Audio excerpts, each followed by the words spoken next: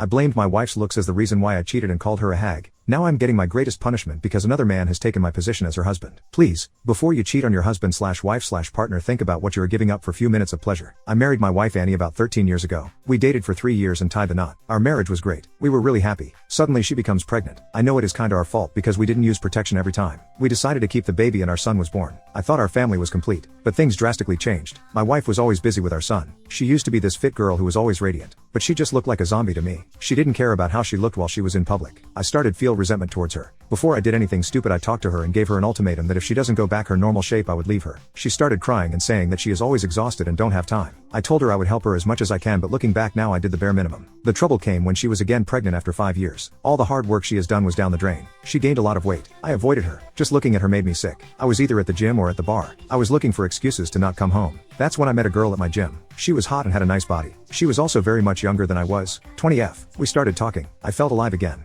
I felt like someone is here in front of me who appreciates me a lot. Few days later, I went to her house and we hooked up. It was like a drug to me. I didn't realize that I was becoming more and more distant with my family. So, just like every cheater, I got caught. My wife found out that I was hooking up with someone else. She broke down in tears right in front of me. She kept repeating, "How could you do this to me? You broke our family." At that time, I did something bad. I am still ashamed of it. I yelled at her and called her a hag. I told her if she looked after herself I wouldn't have cheated. That it is all her fault. My wife started laughing. It confused me. She said if I helped her, she might have had the time. I was never home and outside effing some random girl. She told me she wanted a divorce right there. I was really hateful towards her and said, "Fine. You can, but you really think any man would ever want you with your baggage? My kids." I could see it broke her and crushed her. I wanted that at that time. The divorce was settled. She only wanted the house. We shared the custody of the kids. The divorce felt a relief. I could be with my girlfriend whenever I wanted. But that is when I saw the changes. Whenever I was home, the house was not clean. There would be dishes in the sink for days. I remember looking at them and calling Annie, but Annie didn't live in my house. It became tougher when it was my weekend to have the kids. I realized I knew jack shit about my kids. My son was a picky eater. My daughter was still very little.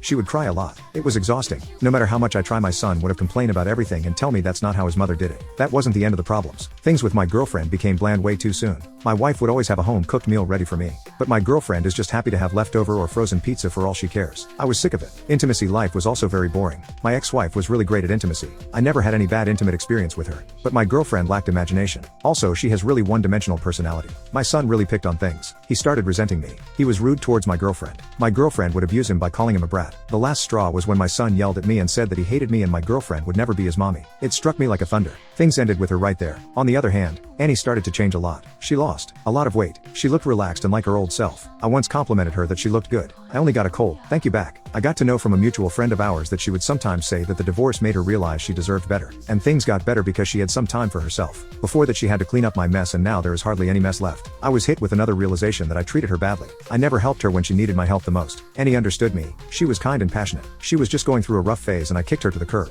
I went into depression. I asked Annie if she could give me a chance. She said no. I don't blame her. For my son, I got to know she started dating an old friend of hers. My son loves him. My daughter calls him Dada. I tried my best for my daughter to call me that, but she didn't. I met them together at a business convention. That man had his arm around my Annie and was showing her off. I was angry. I felt this rage inside me. Later that night, I drank a lot and started to call Annie. I spewed nonsense that her new boy toy is nothing but a weak man that is dating a pathetic single mom like her. I know this because the next day she came to my house along with my parents. My parents ripped me apart and said to stay the hell away from Annie. I lost my kids. My wife and I already lost my parents after the divorce. I never felt so alone. I wake on my bed empty. Annie would always cuddle me early in the morning. I missed her warmth. Things between my son didn't improve. He probably knows why me and his mother aren't together. Few months ago, Annie dropped a bomb. She said that she was pregnant. That was the moment I knew I lost her forever. From that moment, whenever I went to her house to get my kids, I would see how her boyfriend basically worships her and takes care of her needs. If I wasn't so stupid or arrogant and helped her, cherished her, we would still be a happy family. I guess this is my punishment. I have to see another man play family with my Annie and kids. So, please, don't be like me. If you really cannot, just divorce or break up with that person. I have hurt a lot of people because of my selfishness. Update,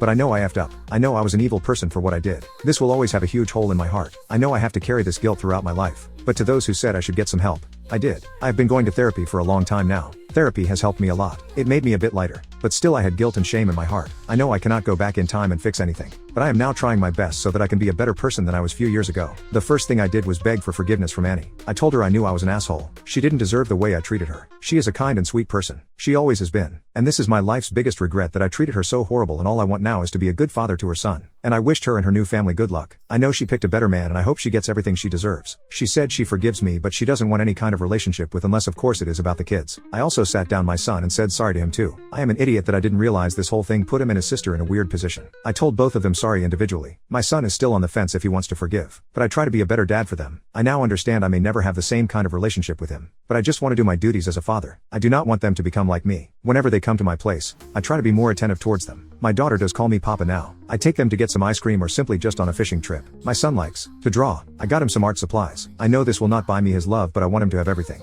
He has been a little more open towards me. He sometimes asks for my help with his homework. Annie and I also decided that we should take our kids to therapy. They have been through a lot because of me, and I accept the responsibility of the fallout. Lastly, I am not thinking about dating anyone. I know I do not deserve love in any shape or form. Moreover, I do not want to include a new person in my already messed up life. Maybe in few years, but not now. Right now I just want to focus on my kids. Thanks to all of you who gave me some advice. It helped, and thanks for listening.